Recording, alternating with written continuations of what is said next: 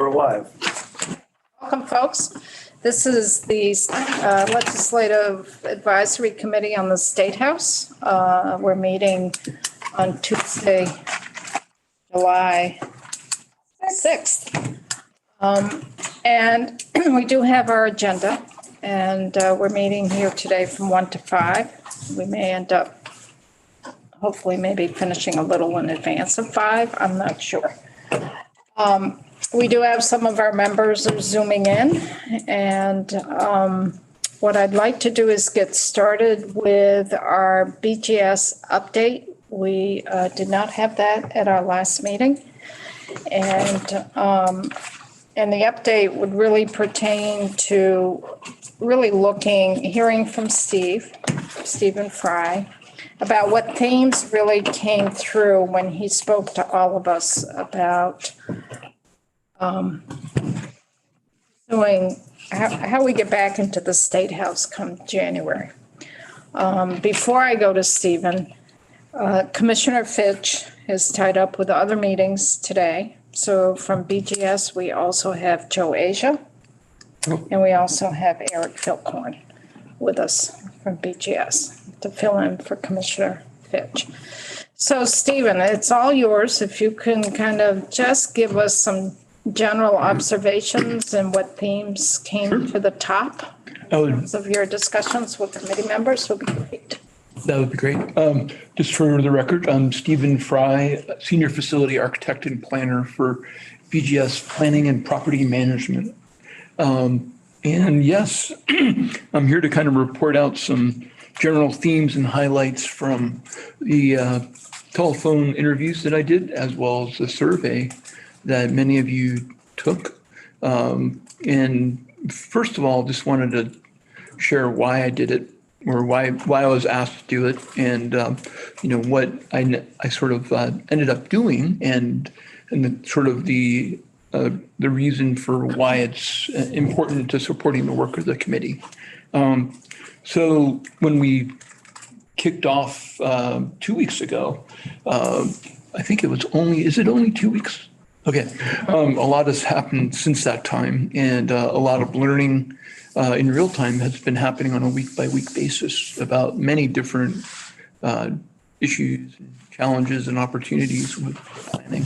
So what I was asked to do was kind of do some backgrounding on just getting in sort of one-on-one input from both senators and House representatives from the House, some of the leadership from the committee, parties that are supporting the work of the committee, that are either director of ledge operations or Capitol Police.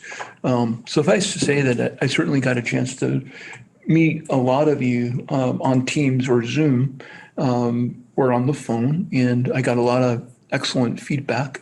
The thing was interesting is it's now, the feedback is more than a week old, which in perhaps committee time might mean a lot, because things have continued to move as we've gotten more aware of the issues and challenges that planning for the reopening of the State House entails. I have some slides that I would like to go through rather quickly. Mike, if we could just do what looks like a PowerPoint. So what this is literally, thank you. That's perfect.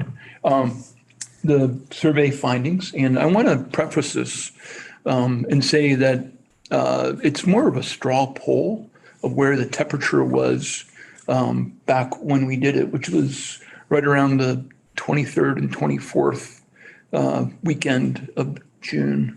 So since that time we met again. The various members of the committee toured all the different facilities after or during when they were filling out the form. So there's lots of impressions that perhaps this information doesn't fully glean. But that said, let's go to the next slide. As I said, the focus was to do a fairly quick information gathing with local interviews and the survey information. Stephen, or Michael, can this be sent to us? Because it's hard for folks down here to, Oh, sure. It's super tiny for us to read. Right. Well, and really, I don't necessarily want folks to not read the detail of the what's here. This is really just saying, hey, this is what I did and why I did it. So let's go to the next slide. but the whole document, can we have the whole document? Yeah, I sent it to Mike and yourself earlier.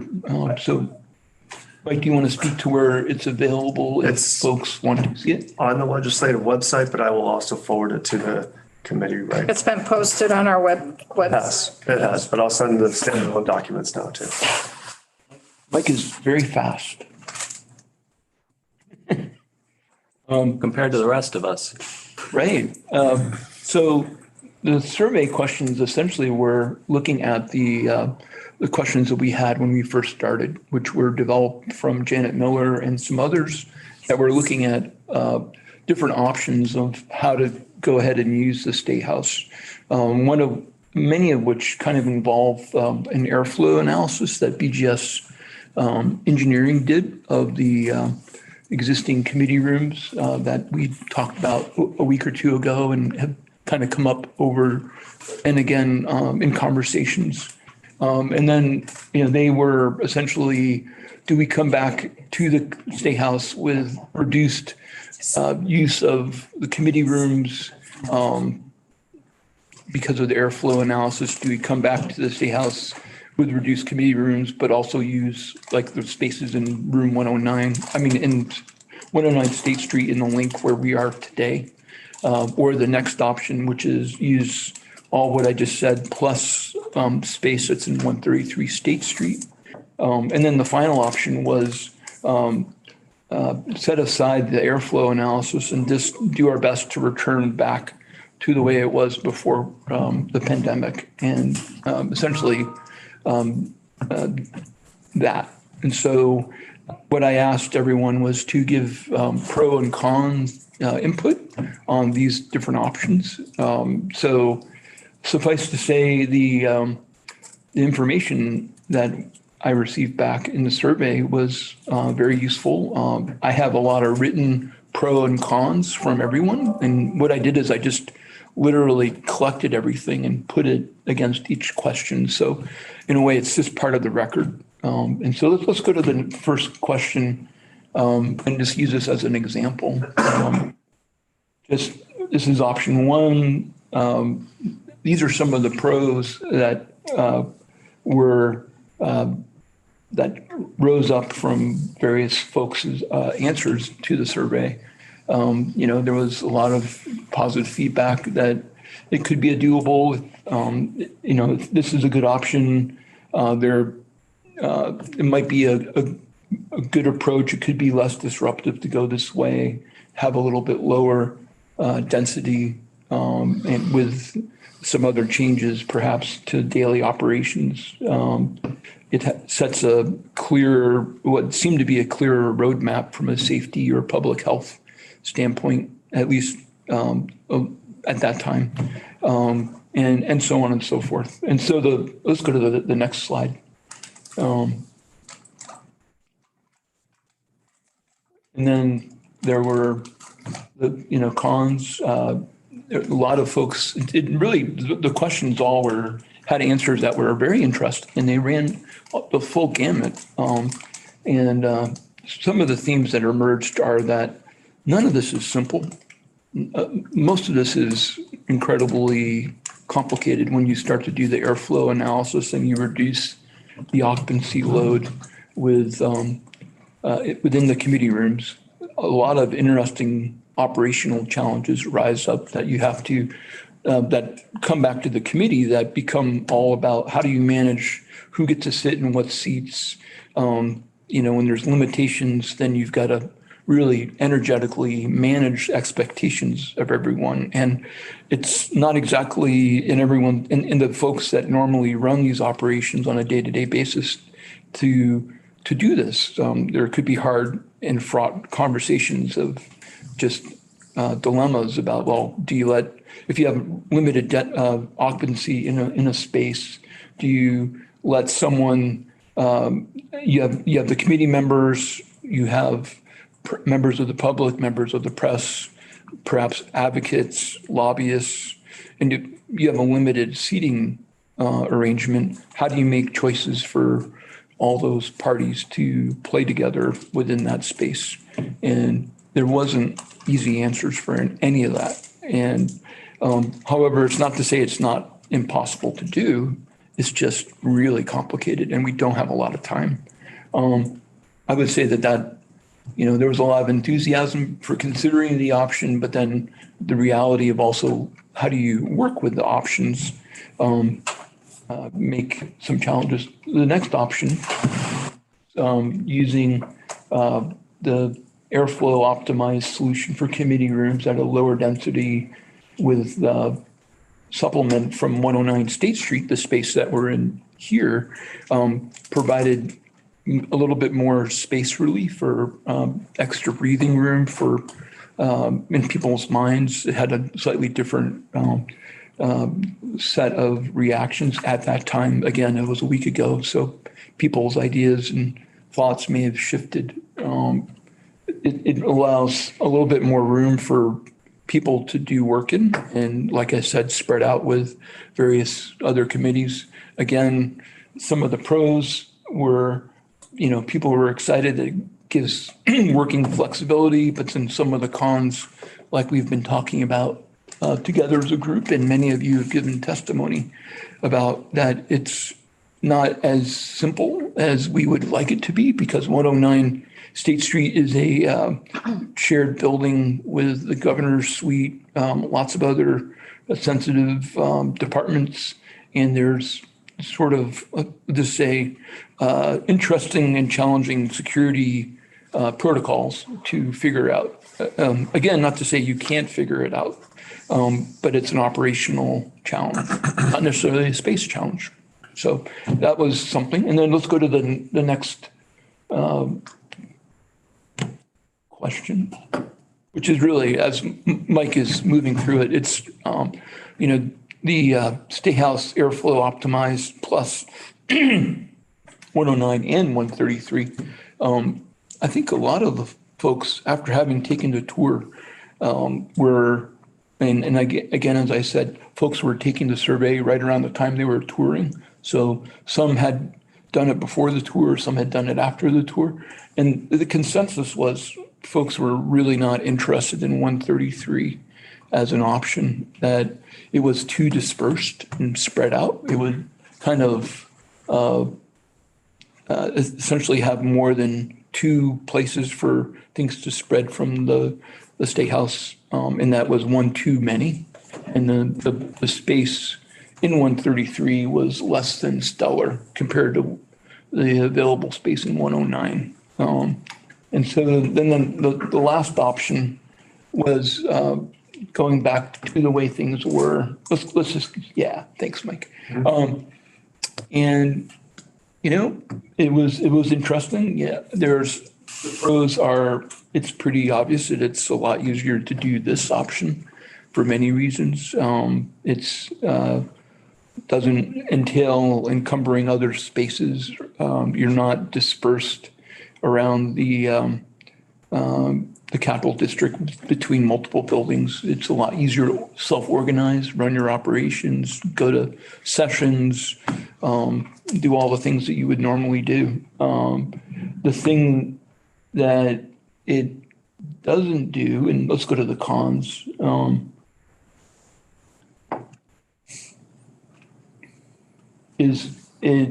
There's a little bit of fuzziness about health and safety issues, that BGS doesn't really do public health related recommendations. We do space.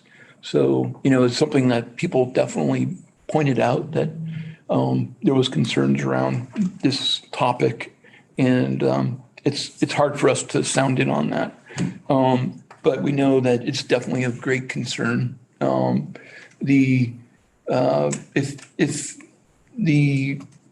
may be discomfort for members coming back to the way things were before COVID. There may be a heavier lift operationally on needing to figure out temporary mitigation operational things about how do you visit, what kind of policies do you have in place, and how do you use these different committee rooms when we understand the airflow isn't as optimum as it could be. But we also learned last week from expert testimony from Ledge Council that the idea that there's requirements for airflow is more nuanced than we maybe realized, that there's a lot of considerations into the airflow issue that, given where things are at in the summer of 2021, it's not an easy pathway for us to decide on where to go. So some of the other comments I thought were fascinating is folks were like, there really isn't any easy choice here. None of this is great. And so, maybe there's some other options. And some folks were talking about, well, what about 2 and 4 Aiken? Can they figure into the planning from a standpoint of helping us provide short-term space relief? So that was certainly a thing that folks pointed out. The other thing is, a number of you pointed out that, hey, let's not put an emergency to waste. There's operational things that we can perhaps work on together with this continuum of options that could help the next year's legislative session be more effective, but also perhaps look to future, maybe medium or longer term planning things that are kind of out of the scope of our work. And I definitely heard that, and I was excited about, there's a sense of optimism about let's not put a good crisis to waste. And I also felt like there was a lot of input and feedback about the practicality of working these different choices that we have, knowing that none of this is really simple. I would like to present, there's some summary information, and really it kind of is a temperature check. Like I mentioned, that this was a straw poll that represents a point in time. The option that was more favored from the group a week ago or so was the enhanced airflow in 109 State Street, using it as supplemental space. But, the thing that I been hearing is that it's, even if that was what was favored then, where people are today might be in a very different place, because we heard a lot of interesting, helpful testimony last week. So I just let's keep going through this. While it's a top choice, the number 2, they're really, these are 4 hard choices that I think we're really still at a point of, we don't really know where we're headed to recommending yet. But I do share some of the highlighted comments that folks had to me from the team and Zoom interviews where we had one-on-one time. And a lot of it was really, really great, and a lot of helpful insight. And I won't go into the detail of this, but the thing that was always interesting is that I think people the folks that responded are genuinely interested in trying to figure out the sort of middle way of what's the right answer when we have choices that aren't so clear. And, I think today, perhaps we can talk more about that. And perhaps, we've had a holiday weekend. Perhaps there's been time for further reflection from last week's information. So I think that's the extent of my testimony. Okay, thanks. Questions? Thoughts? Thank you. Yeah. Sure. Thank you. I think the thing that comes through the clearest is it's a tough decision.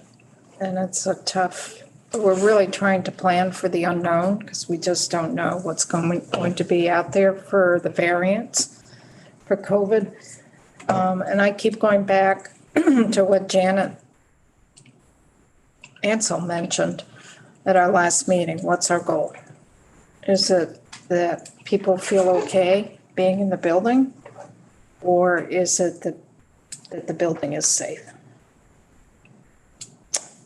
And I've been kind of processing that one over the days. I don't have an answer. We all have our personal comfort level, our personal feeling of what's okay for us in the building. Somehow we have to work that through for at least 180 members, and then our staff that we need, and the public.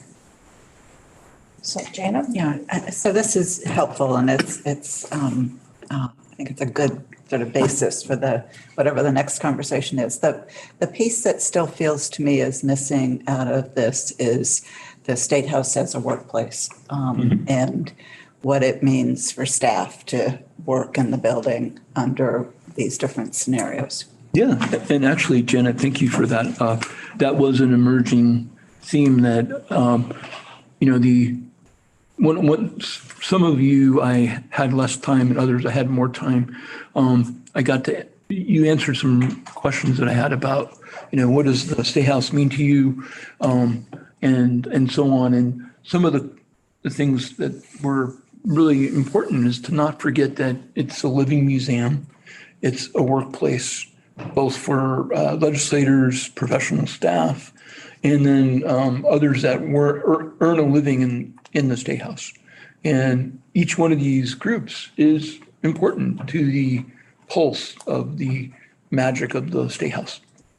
And so, taking care of the needs of these different customers is important. And, that's the lens or the threshold I'd like to say that we step through to think about, well, how do we, Janet, to your point about how do we make a choice or recommend choices to the Joint Legislative Management Committee that help achieve comfort and safety as the feeling and in a sense about the solutions. And so, thank you.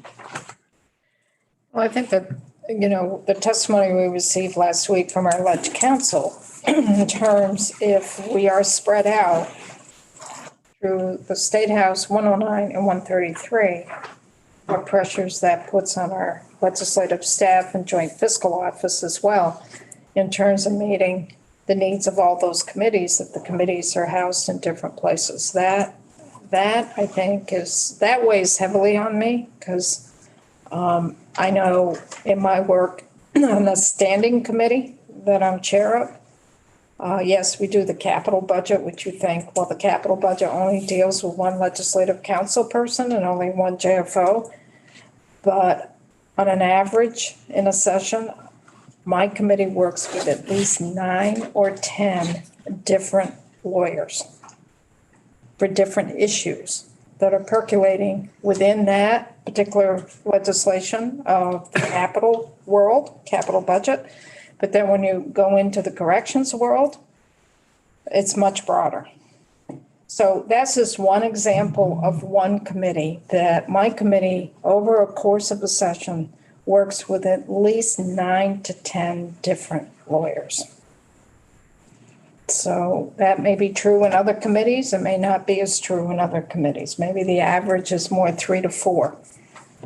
And I just can't imagine those folks running between 3 buildings, wherever they're housed. I mean, they could be housed in the State House, but they're still running between 3 buildings. Or if the decision's made that they should move to 2 Aiken, they're still going to be running between 3 or 4 buildings. And I think that's some pressure put on our legislative staff that I've been struggling with. Yeah, for the past few days. if I may, I was just wondering if Joe or Eric, if you have any insight, or I know that you were part of the tours in some way, in some form, showing people around, and what sort of things were you hearing, or just other insights to this the material that I've shared? Do you have? I was only a party to first impressions as people were coming through some of the buildings. So I don't have anything specific, but I do think as you look at this, you have to look at the functions of the committees and see, would it behoove you to cluster your money committees, or, move, if you're gonna have to move people, do you move policy folks to a certain area, and just look at your workflows between your committees and look at your business process, so that if you are forced to move beyond the building, that you do it. I mean, I know there's going to be a lot of conversation about who's senior and who gets a big room and all of that political side of it, but start with the business process so that at least you're arguing from a place of sense when you begin to have a conversation. Weigh in at all, Joe? I can weigh in a little. Joe Aja, BGS for the record. Like Eric, I was only on a few of the tours and not all of them. But I think as a whole, it's a hard decision to make for how you function in the State House, and you've always functioned in the State House. And then you function in the Zoom world, but how do you function in something that may be halfway in between? And, we've all had to deal with it one way or another, but I think, you guys have to do it yourself on what you think best works for you and how it works. I think the air quality that we have, or the detail that we have given for the fresh air, meaning the ASHRAE standard coming in to each room, gives you a good point along those lines. But I too have been in meetings where we easily surpass that number, sometimes for a short period of time, sometimes for a couple hours. So it's how you're going to, make that work. So one of the conversations we had, Janet. No, you go ahead. One of the conversations we had last week was really trying to decide if we use the ASHRAE. And what I was picking up from members is, well, we can sort of use that as a guideline, but not lock us into it. Is that accurate? That it would be something we'd look at, but we're not going to adhere totally by those ASHRAE. Allison and Janet? I don't know, Janet. Go ahead. All right. Well, I think if we're going to be, given our vote last week about vaccinations, I think we have to take, I think the ASHRAE standards are important for us to operate. That's I think a framework within which we can operate, that people can maybe view as giving some comfort with people of mixed health. I mean, with people where you're never going to guarantee the health of everybody. So you can at least guarantee some safe standards, and it may not be something we've accepted, but it sounds like it's best practices in many places and sets up, and it's the most science we have. And if we're science centered and believe in science, then I would suggest that we actually adopt that as a framework from which we then go. And that helps us work less circularly and helps us make some, moving forward decisions. If we accept that, given our vote of last week, I think it's important for us to set some health and safety standards, which that's the best one we have in terms of air and air quality. So Janet, then Anthony. I may have misunderstood what I heard last week, but I thought ASHRAE was not science in terms of not getting sick. It's the best. It's science and it's best of comfort. But I thought we heard that it wasn't related to the safety issue. I know, I'm just saying it's the best one we've heard so far. But if it's not related to it, it doesn't. That's not exactly what I heard. My That's book, why I'm they asking. call it the best practice, there's a best attached to it. For comfort. Michael. This is Michael Grady with Ledge Council. It's a performance standard for an HVAC system, right? It's not a standard to measure the quality of air. Now, when you read the standard, it says that the performance standard is designed to provide the best health that's available, but it's not an air quality standard. It's a Right. performance standard for a system. And that performance standard was not required when the current HVAC system was installed, and is currently not required for the current HVAC system because I believe it's 2007 and later for installation or major alteration. And EGS, I don't believe that HVAC system has been altered since 2007. I don't believe it has. There may have been some tweaking when we did the mold to make sure to rebalancing. And we did that with the air that was being produced by those units. But that was by settings as opposed to system. That is correct. I think if I can jump back in, I'm fine. I think the standards are helpful. I think the analysis we did is helpful, but I don't want us to get in a position where we're telling people that they're safe Yeah. if we've met them, because they're not. And so I think they're great. I'm sorry, my phone is going nuts. I think it's useful. And as I said last week, to the extent we can push closer to meeting those, I think that's a good thing, but I don't think it should drive every decision that we make. Anthony and then John? Well, along similar lines, I mean, I thought the ASHRAE standards were a good long-term goal. Maybe long is not the right word for it, but I don't see them being achieved in the short term, meaning between now and January, given the work that would have to be done. So I felt comfortable feeling that ASHRAE standards, good long-term goal, but in the short term, there's not an air quality, I'm saying this, I'm not sure I'm correct, but in the short term, there is not an air quality problem in the State House. People are not going to get sick from being in the State House due to air quality issues. And if we can accept that and work off of that premise that if somebody were to ask me, I would say, no, in the long term, we want to fix the ventilation, but that's costly and time consuming and it's going to take a while. In the short term, there's nothing to be afraid of in terms of the air quality in the building. Again, I could be wrong, but that's what I took away from it. John and then Ruth.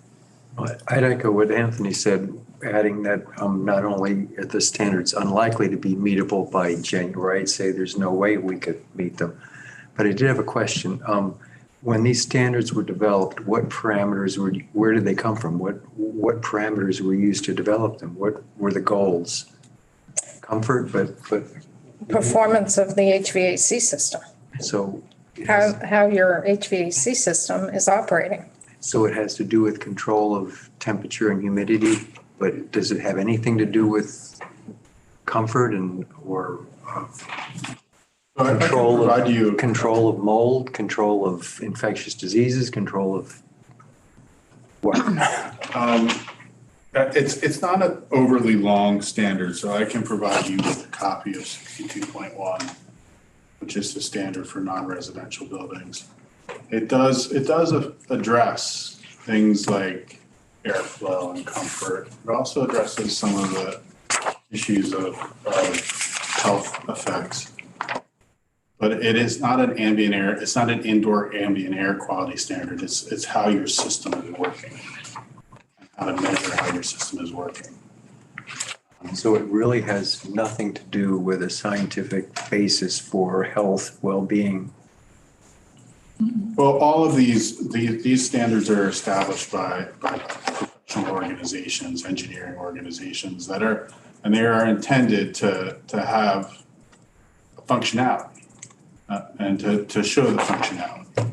So it is based on science. What the goal of each of the standards is difficult for me to say. The standards are different from, there's 62.1 that's non-residential and 62.2 that's residential. They're two different standards, two different bases. And you said engineers, so is it just engineers or they also include input from physicians and epidemiologists and toxicologists or is it just engineering standards? It's largely engineers. one thing, this is Steve Fry from BGS. When you did your summary of the information in some of the different areas, it seemed to lean more towards OSHA and sort of the safe workplace Right. as something that was clear and something that helped connect things together in a way that relates to the airflow standard of whether, not to do it or to do it. I'm not sure what the questions are for us to ask, but I guess and this is maybe more a question for maybe Joe. Asia is the current State House air levels, are they safe? Can we answer, there's no fear of being in the State House in the present day with the air flows that we have. It's just not optimum.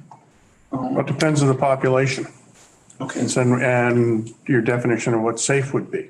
right, So it all depends, if you're looking at, where we're at 2 years ago is different in this day and age when you're looking at a pandemic and having a virus like COVID floating around. But we have provided for just about every room in the State House, a number of people go into a room based on the ASHRAE standard. That's not to say that, if you are allowed 10 in a room based on that airflow, if you added one person for a half hour, how that changes the air in that room that much because of how much air is coming in and exiting and then recirculating also on the rest of the system. So it's hard to say. That's the best we could do with the information that we have. So Ruth and then Janet. Thanks. Couple things, because since I raised my hand, a bunch of things have been said, but one thing I just want to note, and Michael, please correct me if I'm wrong. We did a bunch of work, and it started last year when I was on the education committee, about ventilation in schools during COVID. And I believe we cited 62.1 in that legislation, the ASHRAE standards, as something we wanted schools to meet for health and safety reasons. And I just Googled right now ventilation in schools for COVID, and they specifically say, provide acceptable indoor air quality as defined by ASHRAE standard 62.1 for the current occupancy. And this is that in order to meet health requirements during COVID. So this is used for health and safety standards and is recommended by the CDC, at least for schools. And we will have a lot of kids in the building and we will be packed in like people are in schools. So I think it very much is a standard that we have cited in our own legislation about ventilation for schools, something the CDC uses. It says, making sure your ventilation systems are service and meeting code requirements. They should provide acceptable indoor air quality and that meet health and safety, and the airflow will improve health and safety of the air. I mean, you can look at it. I can just send you all the link to this, but Michael. The important reference is that they meet code, right? And code is pretty much every place ASHRAE 62.1. So, but this building that you're looking at doesn't meet code and doesn't actually need to meet code right now. Well, need is how you define it. I mean, need by legal standards, but does it need to meet code in order to meet health and safety standards? I mean, we could argue that we might want it to in order to. That's a bigger conversation that involves many years of negotiations So that occurred. one way, they said to service your system to meet code. So that requires changes to the system. Right. And I don't know if you can change the system currently to meet ASHRAE 62.1, except by limiting the number of people in a room. I just want to make the point that it is used for health and safety purposes. It is not just standard about making sure the machinery works well. And to Anthony's point, I do believe that there have been people who have been gotten sick or felt ill in the building because of air quality. A House committee moved to a new room because of the air quality issues and members feeling sick. And so it has been an issue, and that was pre-COVID.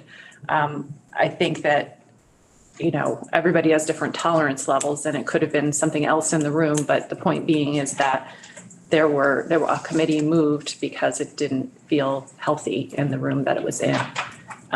And I think we need to be honest and take that into consideration too. It's not just about COVID, it's about other things that may be health and safety issues related to airflow. And then I had a third point, what I can't remember, but I'll come back to it. Thanks. So Janet, then Butch. I have one quick question and then a couple comments. Quick question is, when we did the analysis of the ASHRAE standards, were the doors open or closed?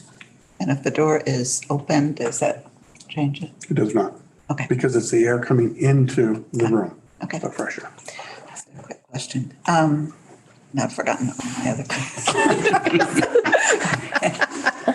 I guess I keep going back to the same thing. I don't want us to get so focused on something that, one, we can't achieve, and two, I don't want to overpromise to people. I don't want to tell people we've taken care of this. My committee room, for example, can hold quite a few people, apparently.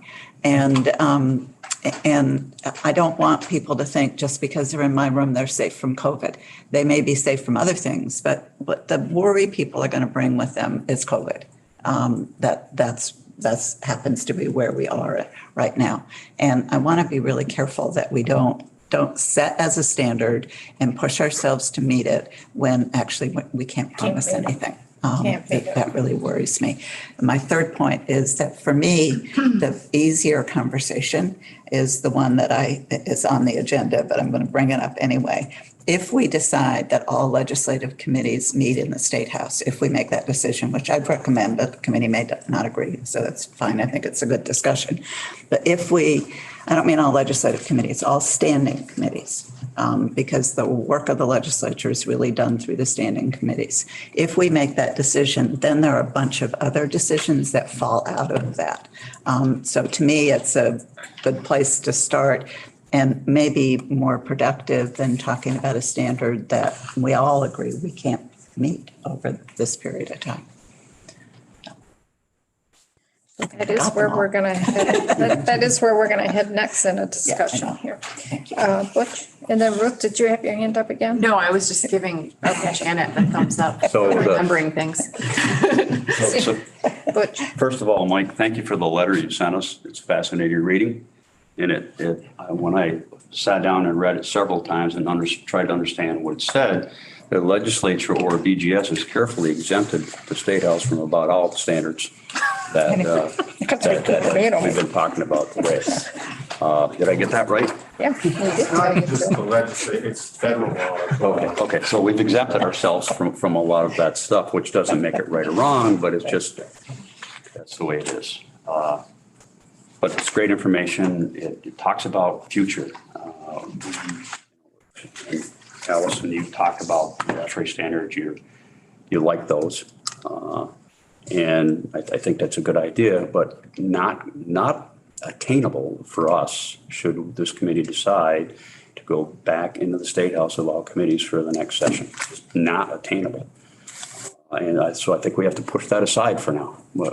After we get by our 15th of August report and we move forward with what's next, I think that's when we have to really decide what we're going to do, what's next.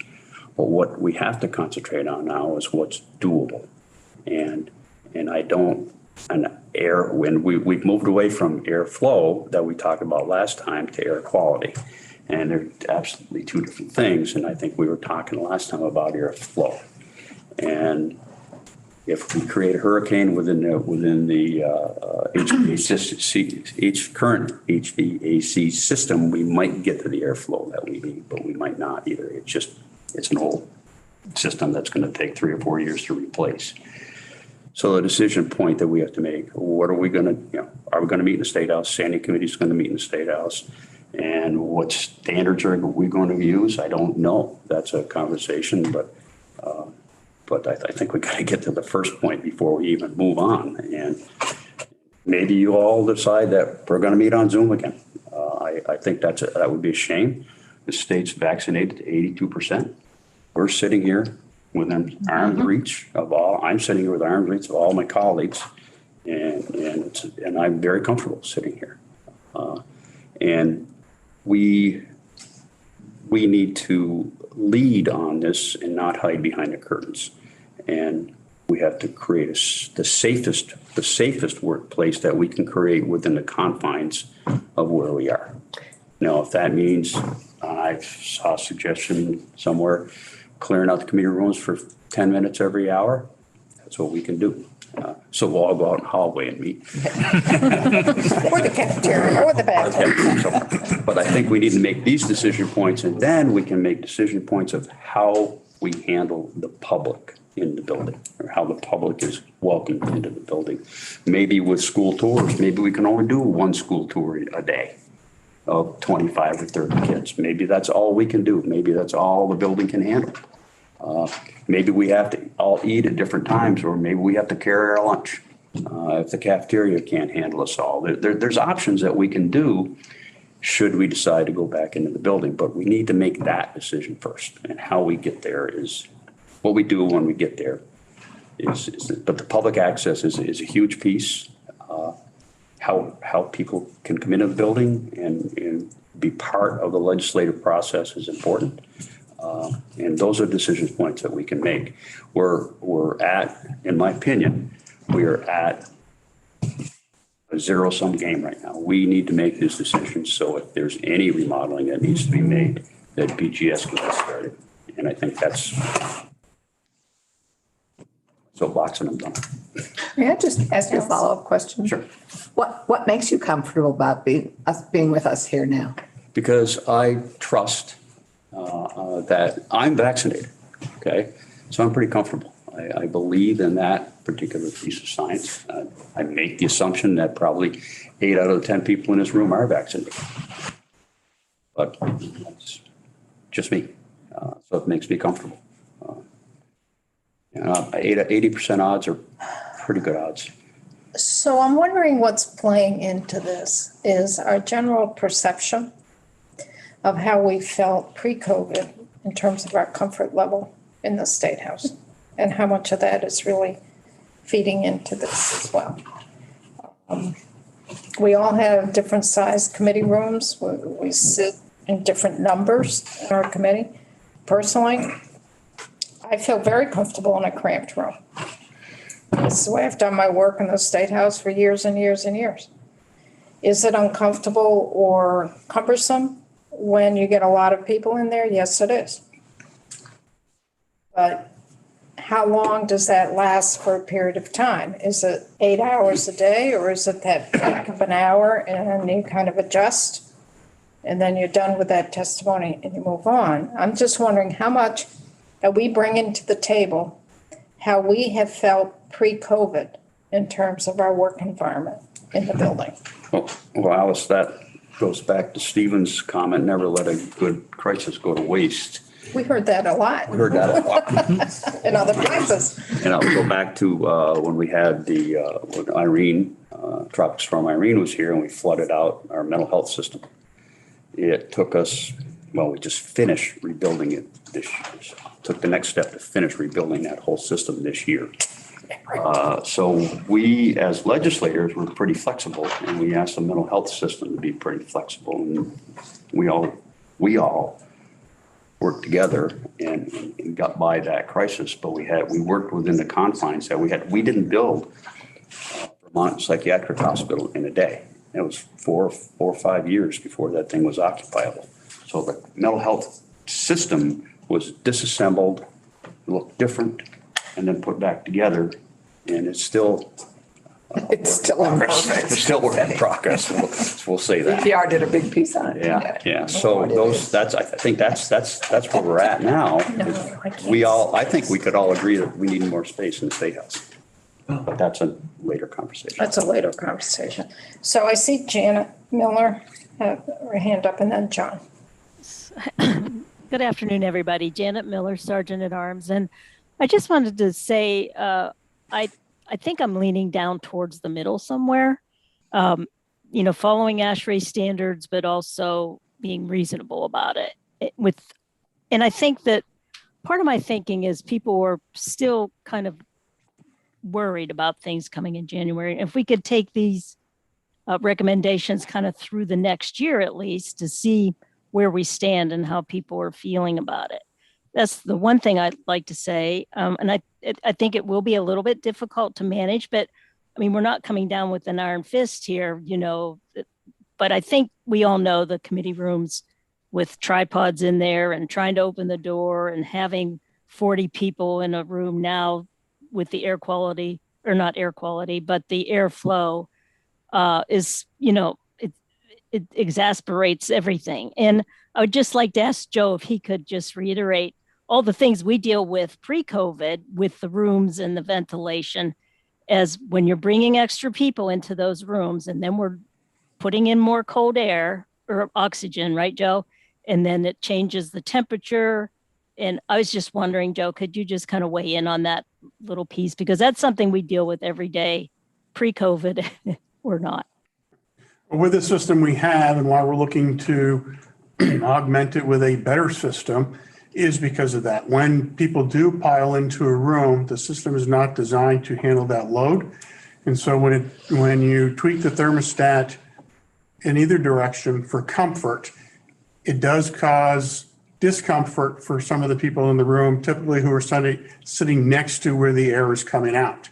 And we have made a few modifications over the years to help direct that air differently. But when you do that, it also has a direct effect on the rest of the room. And even though when we're moving forward with a new HVAC system, it is basically to address that. It will comply with ASHRAE standards at the time. But that, again, I don't think is all part of what we're up against or what you're up against in this situation. Because we have given you a list of rooms that meet ASHRAE standards for the number of people who can be in that room. So in the future, in our design, what we look at is not only for comfort, so that you can put X number of people into a room, and that is based on room size. So we'll look at it and lay out, who's in that committee room and plan on 4 or 5 extra, knowing what can take place. And after that, 5 years from now, 10 years from now being in place, you could be out of standard again if ASHRAE changes it. So it's more around creature comfort. And I think that, we get, I don't know how many calls Janet gets. When it gets real bad, I get called in, to tweak thermostats and the likes of that. It's too cold in here. Yes. It's too hot in here. It's too cold in here. Unhook the thermostats. Turn up the It's a thermostat. fake Turn it thermostat. down. Butch. There's a reason you guys nod off in the afternoon. Yeah, you eat too much It food. isn't the heat. CO2 humidity. Yes. So Janet, I hope that answered that. Yes. Guilty. Thank you, Joe. You're welcome. So John, Janet, and Ruth. Almost everything Butch said when he was on his soapbox made sense to me. I wish I could have said it that way. It feels like it would be really irresponsible for us to not make plans to fix the air quality standards and the ventilation system in the building. We can't do that short term. We already know that. But I think I think we all agree, we need to move toward that. The money to do that. Well, we need the money, we need to do it. I think we have no choice. However, there's no way, looking at those numbers, the way the legislature has functioned and the way we need to function, if we're going to say we're going to need to meet these standards before we come back into the building, we're not going to be back in the building for another 2 years. And that doesn't seem acceptable to me. There's no way we can function the way we need to as a legislature and meet these standards by January. So I think we have to just acknowledge the fact that we're meeting the law, we're not in violation of the law, and we can't meet the standards. Have to figure out the best way to move forward, given that. Janet and then Ruth. So I'm trying to be clear in my own thinking about whether I'm talking about air quality and airflow and whether I'm talking about being comfortable or getting sick. And in my committee room, which that comes pretty close to meeting the standards, everybody gets sick every year. One committee member comes in with the flu or a cold or something, and we all get it. We don't get it because 40 people pile into the room. I've never gotten sick because, there were extra TV cameras and extra people sitting in there. I get sick because I'm sitting next to whoever. You watch it work its way on the table. I always get sick when I see. And it goes right around the room. Okay. And it goes right around the room, and all the standards that we're talking about are not going to do anything about that. So if we're talking about getting sick, I guarantee that we get sick in a committee that meets the standards, and we're not going to change it if other committees start meeting this. This is my empirical evidence. And if I can interject, one year, a number of years ago, there was a big push for everyone to get their flu shot. And there was a higher number of legislators and staff and everyone that did get their flu shots. And there was a very low level of sickness in that building because more people. We get sick from each other. We get sick from each other in more ways than one. We get sick from each We get other. sick of each other. From each other. Each committee is a family unit. Yeah, that's true. They are. I think you're right. There's no way we're going to be able to meet the air standards by next session. We have to work on it for the future. And I also think that means that we therefore have to look at the configuration of the space we have and either using additional space and or reducing the number of people who are in the State House. Because your point, Alice, about us bringing in our feelings about our comfort and safety in the State House before COVID, I think is really important. And I talked about it a little bit last week about how I didn't feel comfortable or safe all the time in the State House before COVID. Probably none of us always feel comfortable and safe in the building, but there were many times when I didn't because of the capacity of the room that I was in every morning.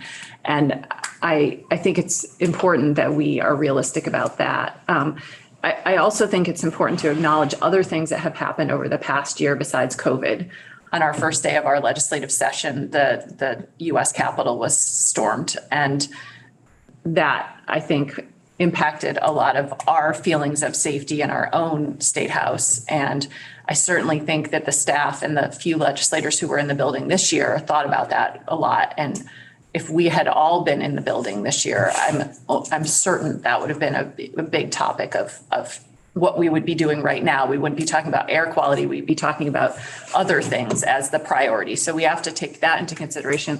There's also just a lot more sort of societal unrest. I don't know the best term to use, but there will undoubtedly be more protests when we get back, and more demonstrations and more people who want to tell us what they think in person. And how will we feel? How can we assure that we feel, if not comfortable, at least safe during those interactions? And so I think just thinking about, and this sort of gets to the job that Chief does for us, but that's when we have that many people in the building, how can it be the safest possible? And it feels to me like the options are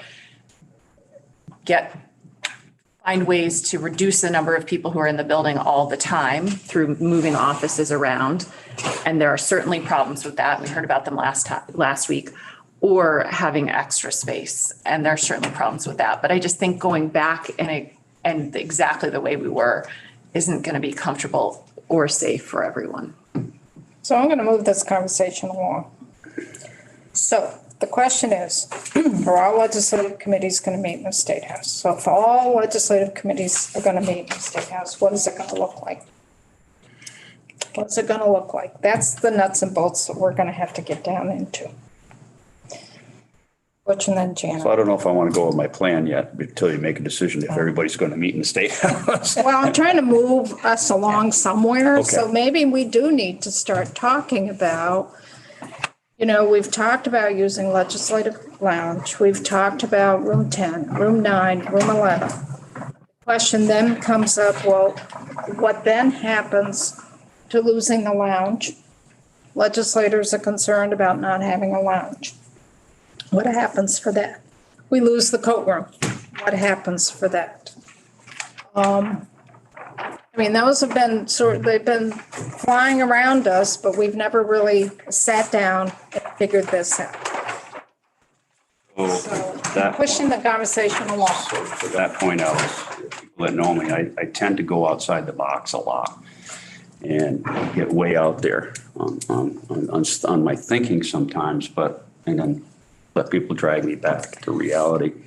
But I've been thinking about what we could do more for creature comfort and in the smaller committee rooms and how we can make people feel more comfortable in the building. We know we have 5 House Committee rooms that are tiny. And we have a Senate Committee room that's very tiny. And so how do can we solve that problem within the existing space?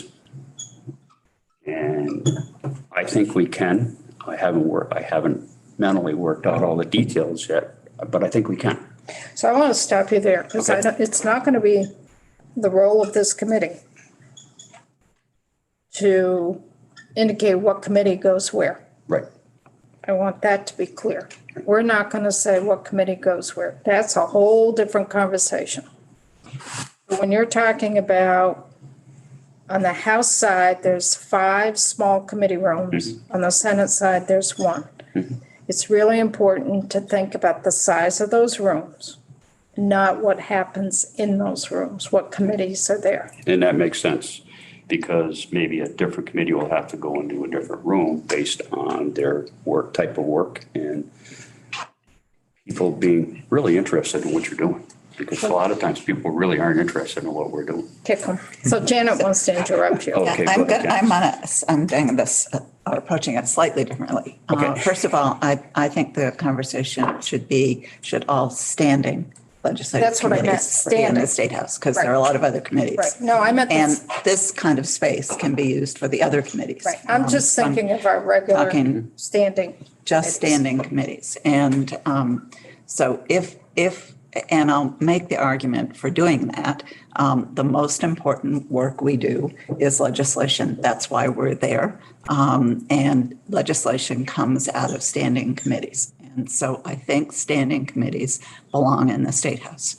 I think to me, that's a principle that's worth endorsing and doing everything we can to achieve. And then at some point, if we can't, we can't. But saying that that's where we want to go.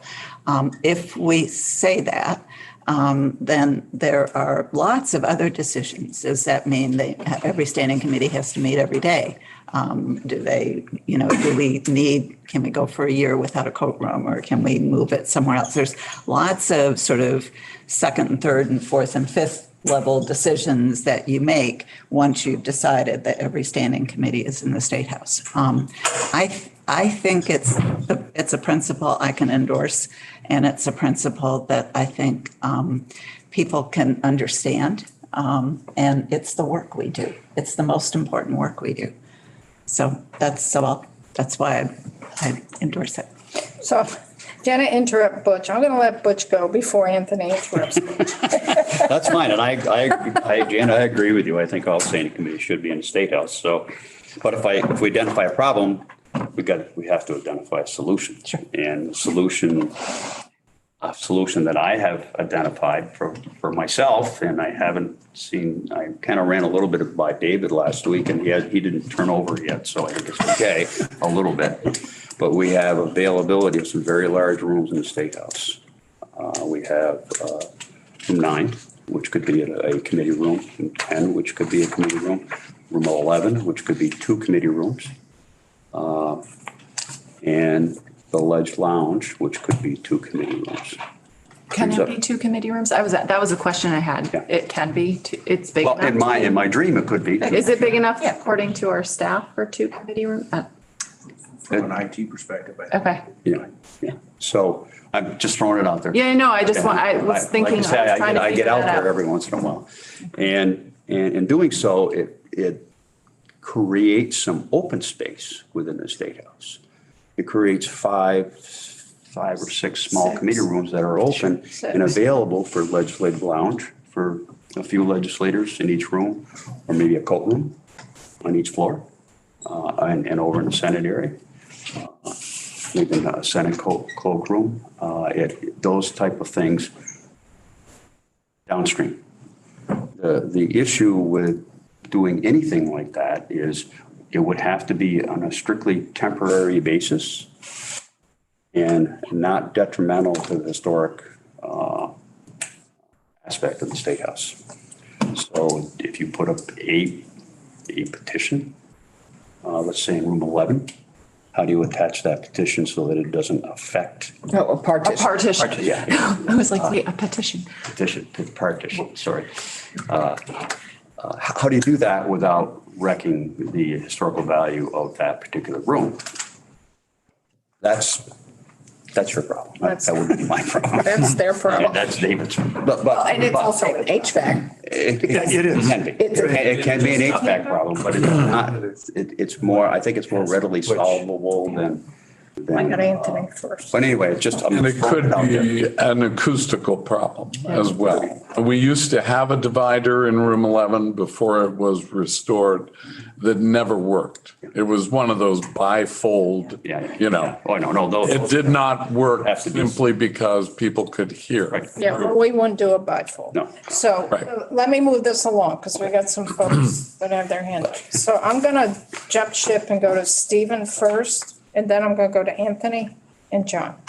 Great. I've just started, well, I like sitting at tables, but I like whiteboarding a lot more. So I've just been kind of listening and writing. And one of the things that I just wanted to make sure kind of just touch base that we're kind of speculating about a solution to the what if we return to the State House and we don't do the enhanced airflow options, what would we do to make that work? And that's what we're sort of speculating on now.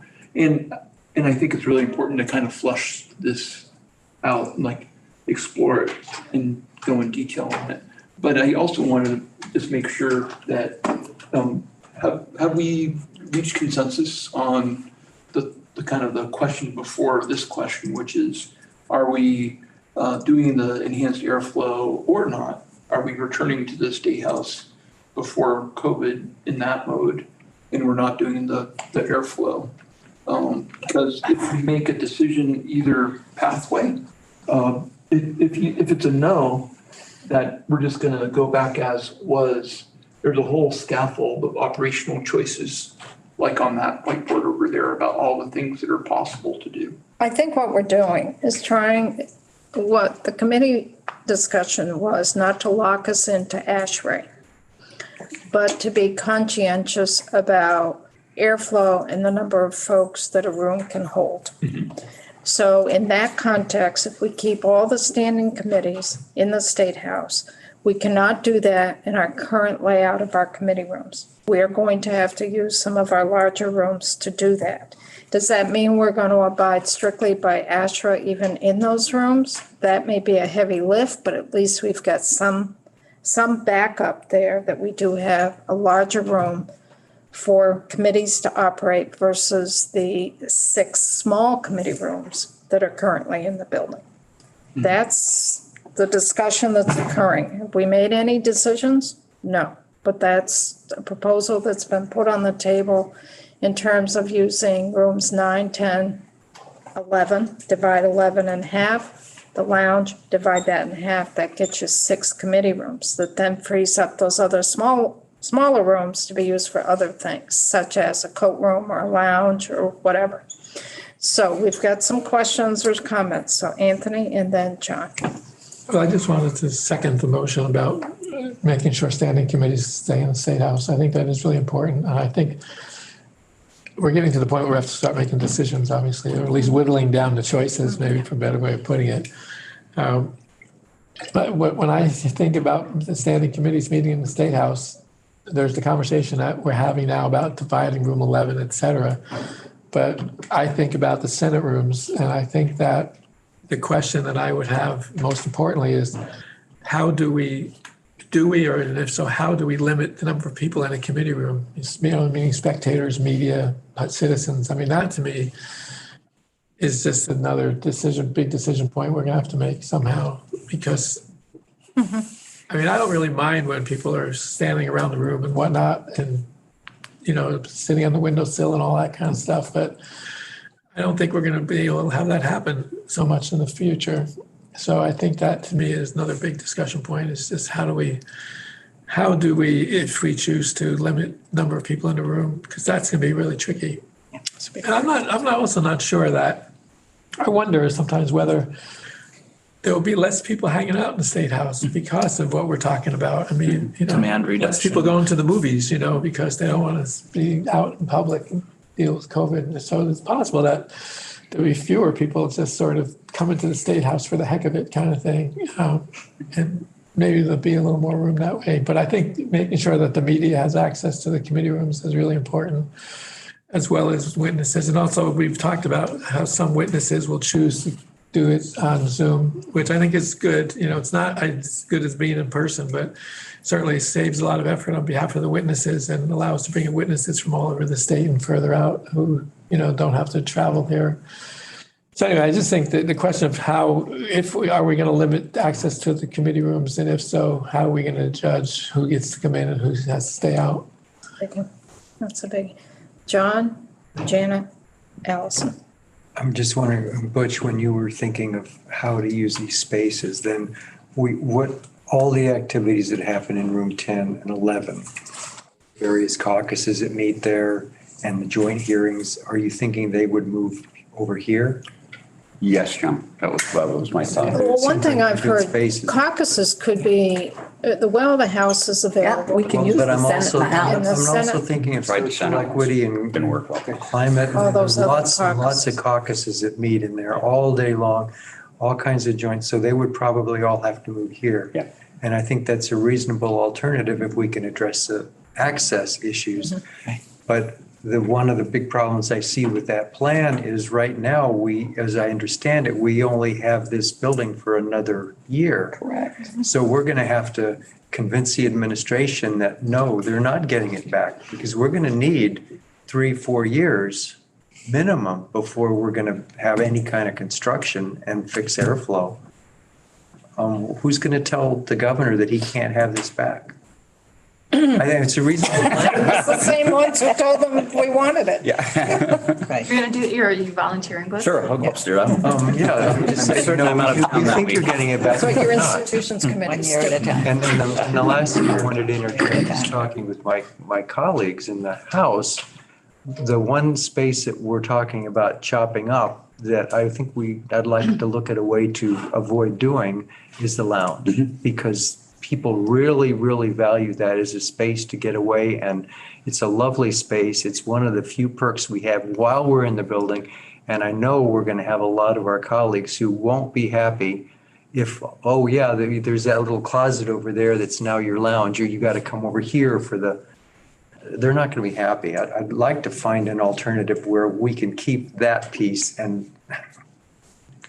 Remember, we all have to give. So Janet and Allison. Yes. So I was thinking about, Butch, what you said about dividing those rooms. I don't know that that's going to be a pretty heavy lift, I would imagine, to get that done before January. I mean, I think, Madam Chair, that if everybody's ready to decide that all the pieces are going to be in the State House, then we make that decision and then we start noodling this out. I also think that having the caucuses over in 109, where I can see some of it, but these rooms are not that huge either. For instance, the room that you're in holds 28 people. Now I think the climate caucuses and all those general caucuses bring more people than that. So it's just something to consider as we go forward. Allison? So it does require us to think outside the box. It does require, if we begin with the premise of all standing committees being in the State House, I would agree with I would like to support Janet's notion is that we take the ASHRAE standards with a grain of salt and that we work with them as best we can within the confines of the challenges we have. But I think if we're asking schools to work with them, we ourselves have to work with them, and we can make them work as best we can. I think nothing should be off the table. If we decide to have the standing committees in the State House, nothing should be off the table. I think many other things are I think Senate committee rooms can easily be shared. I do not agree that a committee assistant needs that room all day long. If Ledge Council moves to the Green Lady, it is certainly possible for committee assistants to have cubicles and places to work all day that are private and where they can get their work done when they're not in committee. I think it makes absolute sense for the Senate to consider sharing committees. We have morning and afternoon committees. I mean, we have the luxury of being able to think a little differently than the House, who are in committee all day long in a space. It's much harder to move them during the course of the day. I would think we would be in one place all day for a House committee. And I think as a result, the Senate has more options. I would prefer not to divide rooms. I think we've worked like dogs to get those historically restored, and to shift them around would be a challenge from a ventilation point of view, from a sound point of view, from a lot of different points of view. I think this building is going to be a challenge from a security point of view. And so having a lot of public members, a lot of those caucuses, like our Climate Solutions Caucus, has a ton of people from the outside. They can go to the House. So, and I think I think we're going to have to really work with the Senate secretary and the House clerk to use the chambers more effectively. They are wasted space for a lot of the day. And I think they need to be used more effectively during the course of the day. I think we need to use the auditorium in a more effective way, which is available and has been traditionally open to the public in a way that some of these upper rooms in 109 haven't been. But I think the decision point for today, if we work with Janet and Butch's priority of standing committees all being at the State House, I think that's a big decision point upon which then we can think very creatively about the rest of it. And then lots of dominoes fall depending on our decisions about Ledge Council, our decisions about, all those other things need other decision points for us to liberate space to make that primary decision work. So I'm going to ask BGS a question about Butch's proposal dividing 11 and dividing the lounge. We're not the construction people. They're the construction people. Is something like that feasible? How could it be done in such a way where it does not destroy the historic value of those rooms? Deals with the ventilation, deals with soundproofing. Is it feasible or not? So before we even make the decision, can we split up those two places? I want to know, is it feasible? What can we get out of it? And time frame, if you can do it in January. Right now, we are having troubles finding contractors because of the employment issue out there. Also, materials are hard to come by. So it does come down to money. It can be altered to a point where there would be some patching to put back. I would, to anchor the wall from tipping over and the likes of that, we would have to anchor it into the ceiling, the floor, and the adjoining wall, which then affects the plaster. We'd have to come back in and patch it, and it would end up looking just like it does today. The greater fear of that is getting air into the room. I don't know the layout of how the supply air and the return air leaves the room, so I'd have to first address that. If it's on one side, supply air coming in through one side, you have your dividing wall and your returns on the other, then it doesn't work as well. I got to put in some type of a transition ductwork, soundproof it. The other big obstacle is the sprinkler system. Where that lies, where the dividing wall is. Without really looking at it, I think it can work. but that's just one of those things that we would have to look at. You would then be limited to means of egress for the number of people you can put in that room. If I remember, the doors swing in. So you're looking at 25 people, which should be swinging out. Other than that, it probably can be done. In the legislative lounge, the issue there, if you divided that north to south, which is the windows to the dividing wall of the corridor, the door that you come in off of the rear corridor is not ADA compliant. You can get a wheelchair through there. So that would limit you of having the west half of that room being accessible through that doorway. So you'd have to try and do some other means of doing that. So anything can be done with time and money. It would be my preference to try and hurry up and get it done by the session. Eric, and then Ruth and Janet. Eric Philcorn, who failed to introduce himself for the record in his previous comments from BGS. I just wanted to add from my usual treasure trove of crazy ideas. If we, for instance, if we had a morning committee and an afternoon committee in a large room, perhaps we could have a less aggressive architectural approach to dividing it, maybe a half wall and there's still airflow and it wouldn't need to be soundproof because they were meeting at different times. Obviously, there'd be compromises and sacrifices, but that might be a way to get something done in time for the short term. Ruth and then Janet. Yeah, I think I have a question because I think I'm the only legislator at the table who might have might think differently. And maybe it's because I'm the newest one, but I am not as adamant in my feelings about how we have to have all the standing committees in the State House. And partly it's because I haven't worked here nearly as long as many of you have, but also I've worked in another state legislature that had things much more spread out, that none of the staff were in the building, and the committees met in varying places around the sort of Capitol complex. And it was still the same size legislature, a bigger state, was Wisconsin, but same size legislature, and I was staff and it worked fine. And so I've been in that situation where I've, moved back and forth between the State House as a staff member, and I saw legislators do it. Now it's very different. All legislators have their own offices. So that was a very different situation for sure. But I don't feel as strongly about needing to have all the committees in the State House, even all the standing committees, if we have other options for making it work. And so I guess I'm just curious why you all, it seems like all of you feel very strongly about that. And then one very small question about how the House works, because I just actually don't know, is that do committees meet at the same time you're on the floor? And how often does that happen? All day. Depends on the committee. All day.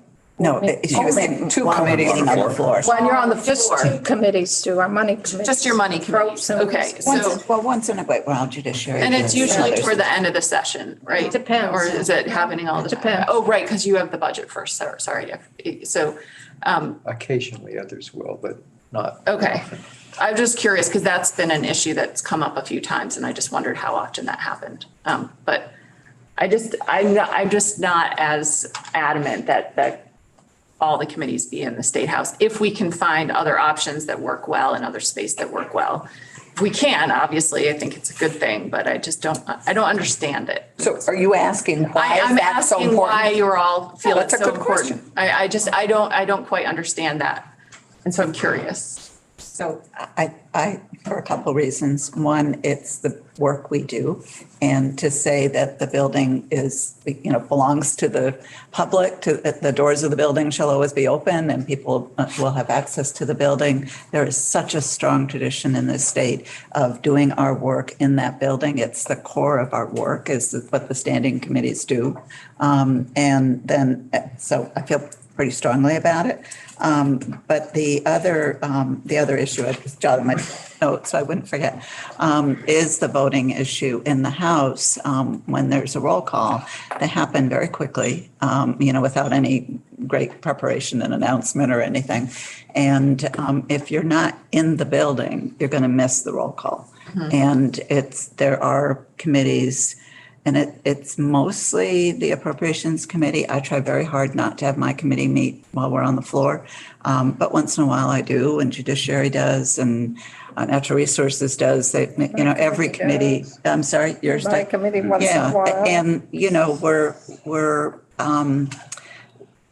we also do a lot of our work, as I know people do in the Senate as well, sort of in the hallway, when you see people. So it would so fundamentally change the way we work, that I just think it's a more dramatic change, maybe more for the House.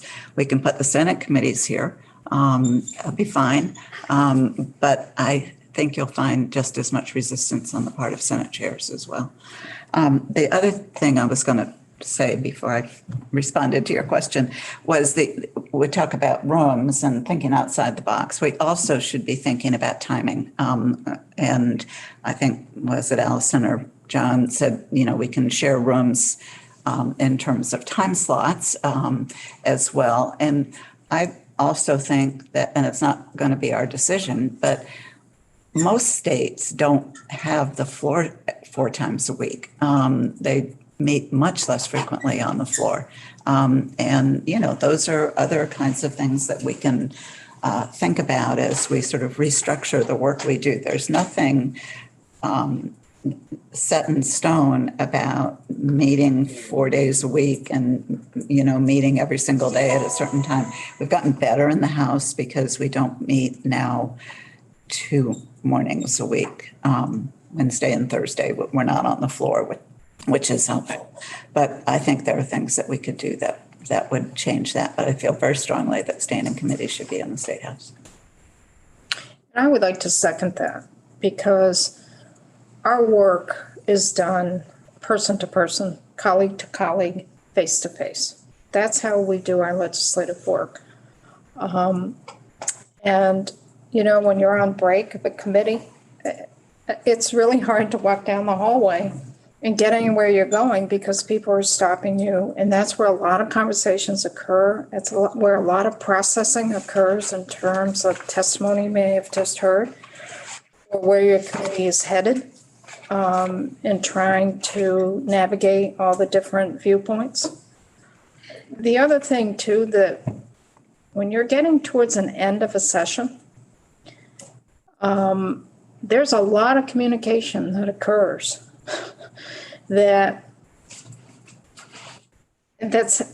it's beyond a conference committee. And it just, those little snippets of conversations that you have with another colleague that maybe you haven't worked with very much, but you're working with them all of a sudden on resolving an issue towards the end of a session.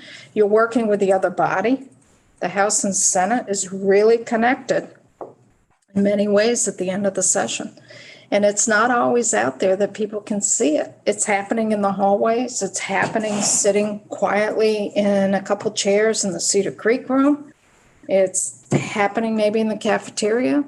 It's happening all over the building. And unless you really know who's who and what's what, you walk past those and you don't think anything's happening when it is. And that's really relevant at the end of the sessions. I was also going to mention that I know that the lounge can be chopped up because I used to have an office in there. Yeah. Actually, one room we haven't talked about is the ceremonial office, which could be a very nice committee room. I'm not taking that to the 5th floor. You won't even see his height. He will be. But I haven't mentioned the palace yet. And Yes, we have been. We actually have talked about it. and I got beat up on that a couple of years ago. So. But yeah, everyone's going to need, any other people with thoughts about why it's so important to have the standing committees in the State House? Well, this is not a major thought, but sometimes certain committees, it's hard. Certain people don't get there on time. And if I go from building to building, I can just picture us waiting around for some people, just settle down, find their place and get in there, so. And the same with votes, because I mean, again, if with roll call, it would take more time with roll calls, but it will all take more time with roll. I mean, it'll all I mean, I guess, can I just respond since I asked the question? I hear you and I mean, I don't disagree. I was literally just curious because now I've now served remotely longer than I have served in person as a senator, which is strange but true. And this is my, second real full session. And that's not to say that I don't agree with, I've seen all that happen that you talked about, Alice. I sadly wasn't as much a part of it during my first year as but, look forward to being able to do all that again. But I also feel like this is an opportunity to sort of rethink how we do things. And that means sometimes giving up some of the things that we may have really liked in order to get some other things that are really important and to feel healthy and safe and be able to do work that accommodates more people. So I think that it's important to name all these things that we cherish but also say we're not going to all get everything we want and we might have to give up some of the things that we hold dearly in order to make it safe and healthy and workable for everybody who has to be there. Allison? I'd love to follow up on that because I think that's true. If we value so much being in person under one roof and that is a value, then we are going to have to be flexible about who uses what space when. And we're going to have to think about all our spaces more creatively than we do at the moment. And we have to really learn to own things less. I mean, everybody wants to, nobody has the luxury of some of the stuff we've been able to have in the past. But all of us need the opportunity to get to yes in a quiet moment with other colleagues. Getting to yes is often a very informal and very important piece of as we know, our walks, our breakfast, lunch and dinners, all that informal education that we do with each other and the informal work that is often critically important. So, but I do think that all of us are going to have to really take a deep breath if we hold to this premise that we all want to have the standing committees under one roof. We're going to have to be willing to be open-minded about how we use those spaces. Yeah, I'm just worried. I will just name my fear. I'm afraid that if we go back with more or less the same configuration, with some adjustments, people will go back to doing what they did before. And maybe for the first month, the caucuses won't meet in the building, but then they'll be like, oh, it's a little more comfortable and convenient if we do. And maybe for the first month, chairs will be really careful about who's in and out of their committee meetings, but then they won't be. And it will slide. And I'm really worried about that because it wasn't comfortable and safe for everybody before. And I'm afraid it won't be comfortable and safe after we slide. So it feels like we need to mix up something enough to remind ourselves that things are different and that we need to be vigilant. And so I'm afraid of going back the same way with just minor changes. It seems that as years go by, the legislature takes up more and more space. And Really? so as we look forward. Yeah, we're not gaining weight. Well, some of us are. That's another story. I can relate some stuff that McCormick has told me about weight gain during the session, but Yeah.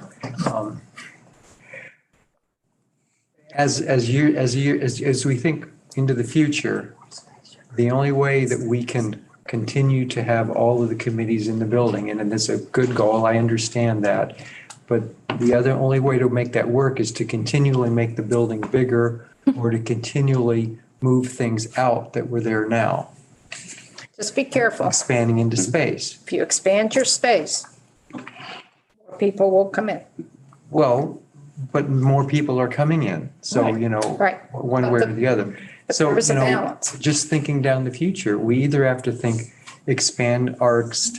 realize our standing committees won't fit there anymore and move them into other spaces or move everything else out gradually. Legislative council eventually would be out. Maybe there won't be a cafeteria. You'll have to come over here to go to the cafeteria, or the coat room is not going to be in the building. It's just, we just have to think in terms of that kind of future. We're needing more and more space, and to fit everything, including the cafeteria and the coat rooms and the lounge, everything into one building, it's not going to work unless we keep making the building bigger. And the footprint, there's no footprint left. There's very little room to expand. Allison?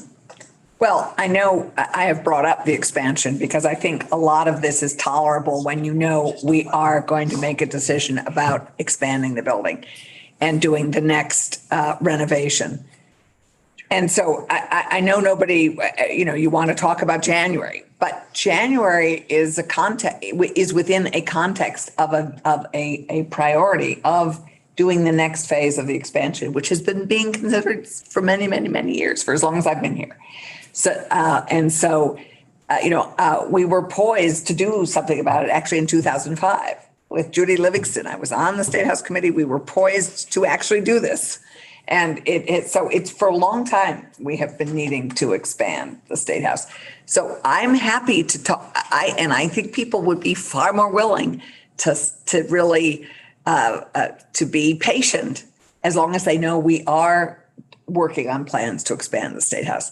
I think Ledge Council might be far more willing to move to the Green Lady for a time being if they knew that we'd all be reunited with an expanded State House eventually. I'm happy. I think that many of our solutions can be worked with if we know that in 5 or 6 years we will have a different space to work in. But I know you don't want to talk about that, but they do go hand in glove because we can be very efficient about this temporary solution if we know we're working long-term on a long-term solution. So I want to bring you back to the first meeting we had. What was it, 3 weeks ago? We were very clear that we have 2 issues before us. One is January and how to bring folks back. And then the longer term about how do we address space long-term in the State House. We agreed as a committee that what we really needed to focus on first was January, because we have recommendations that we have to give by August 15th. Then we can start looking at the future space needs of the State House. So that's not off the table. It's just looking at our August 15th report. The priority was really focusing on January, because if there is anything that needs to occur, either construction-wise, putting up temporary walls, that has to get started. IT, they need to know what we're going to do so that they can start putting in the equipment that's needed. What I'm picking up from the members here is we as a committee would recommend that the standing committees would stay in the State House come January. That's what I'm picking up. Is that correct? So I think Senator Polina seconded a unofficial motion by Representative Ansel to have all standing committees stay in the State House, and maybe we can move it. Yeah. I'm above my pay grade here, but maybe if yours was a motion Yes, and we have a second, absolutely. maybe we could move that As a question. parliamentarian, I don't think we need a second. Well, but okay, so then. I withdraw my second. Second came first, though. He does You this didn't all know the that you time. did. Right. I don't think we need it. So is there a Good motion? one, John. You have moved, Janet Ansel, so David's taking minutes here. He's just enjoying the conversation. Almost. Trying to absorb. We talk about dividing historic rooms. Oh, we haven't. Exactly. I'm still reeling. I'm still reeling. The recommendation is that the standing committees of the General Assembly come January would be doing our work in the State House. That's the motion on the floor. Is there a discussion? And I'm looking at Janet Miller, I'm looking at Karen Middleman, and I'm looking at Steve Perkins, because everyone I tend to forget you're here, and I don't want to do that. So I want to make sure that you folks are engaged in this conversation. If you have any questions or thoughts, to please raise your hands. So Janet, did you have something you wanted to say, or are you just saying hi? No, I'm good. Okay. Okay, so there's a motion on the floor, discussion. Ruth? Yeah, I don't feel comfortable voting on this now, and I understand you all want to, and that you feel like we need to do this before we move on to the other decisions. But until I know what it means, I can't support it because I need to know the bigger picture of what the next dominoes are. Yeah. So I don't necessarily want to vote against it, but I don't necessarily want to vote for it. And it seems lame to abstain, but I'm not prepared to vote for it at this point. But I understand that you need to, Madam Chair. We need to move. We need to make some movement here. And what falls from that is the next conversation in terms of what are the small caucuses? Do we look at different timeframes when people meet? How do we define overflow in these particular rooms? You can't make those decisions there until you've made that decision of whether or not the 14 standing committees, all of them, are going to meet in the State House. You got to make that decision first, up or down. Allison? Yeah, I was going to say, I mean, one of the main decisions that flow from that is obviously that's council, because, That is huge. That's a big decision. We're not So, I mean, there are a lot of yet. tough things that come out of this one decision that we make together. But Ledge Council is there either way, in a way. A process question. Do you envision that we at the end would all vote on a final report so that if I voted no on this, I could still vote yes on whatever the plan is? So Because we'd have to make our recommendations. Yeah. So that would be a I vote think of the whole. that's what I feel comfortable doing at this point. So if you get 9 out of 10, you'd be happy. Right, exactly. It's really like, I know I'm not going to get everything I want, but in the end, I hope I get something I feel comfortable with. But right now, I don't feel comfortable. And I mean, I meant that in the nicest way. Yeah, no, I understand, Butch. I get it. Any other discussion? So again, David, this is an important vote. I would recommend that we call the roll. Okay. Madam Chair? Yes. Madam Chair, Karen Middleman had her hand up. Karen, did you have your hand up? I did, and sorry if you all discussed this last week because I missed the conversation, but I wonder if there's been any thought to attaching some public health metrics to the vote. So the assumption, if we vote yes on January and what's on the table, is that Vermont will stay at the current level of public health and the variants won't be spiking and the COVID won't present any greater public health risk than it does at the moment. Because I would vote very differently if the variants spiked in the fall and winter. Right. What was stated at our first meeting is if the variants are spiking, and last year, let me backtrack. Last year, Karen, we were prepared to come back. We were working last year in October, November, and December to come back in January in these different spaces in the State House. That was the plan up to about Christmas time. Mm-hmm. And COVID was spiking. And leadership made the decision, we're going to work on Zoom. So if there's a situation very similar to that starts occurring again, October, November, December, we have Zoom to fall back on. And that decision would be made within our leadership arena. So in order to even, I know we're planning for the unknown, but you have to start the process going to figure out how we're coming back in January, knowing that if there is spikes of variants and COVID and outbreaks in the state and the vaccine isn't working, we're back into Zoom.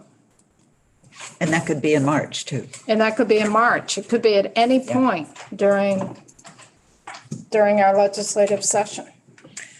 Thank you. That's very helpful. So this vote has nothing really to do with that, is what you're saying, I think. No, it doesn't. Another body would make that call. Right. Yeah, not just the leadership team. Yep. That's a technical question. So we're going to make recommendations. So in other words, we could vote for anything we want. I mean, but it doesn't mean it's going to happen. This is true. But my question is, I don't remember who we're making our recommendations We're to. making it to the Joint Management Committee. and Legislative Joint Okay, Rules. so they will make the final decision. Correct. They wanted us to really vet all these issues because it would be really time consuming for those folks. Okay, I see. We're As the opposed ones to time consuming for us. Right. Our time We is. volunteered, right? So are we ready for the question? Please call the roll.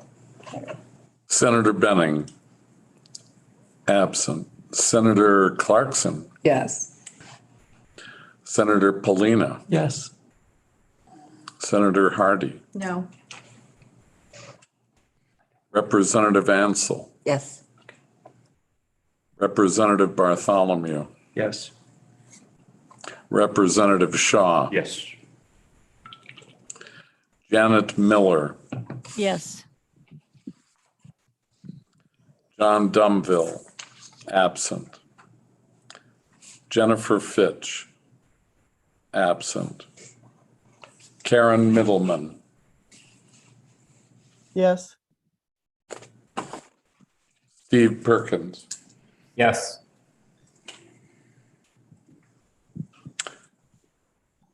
Representative Emmons. Yes.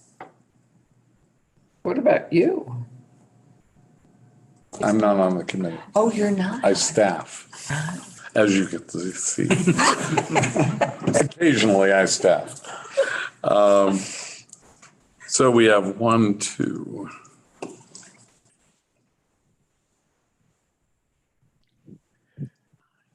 Nine yeses, 1 no, 913. And how many miss? Three. and 3 absent. 913.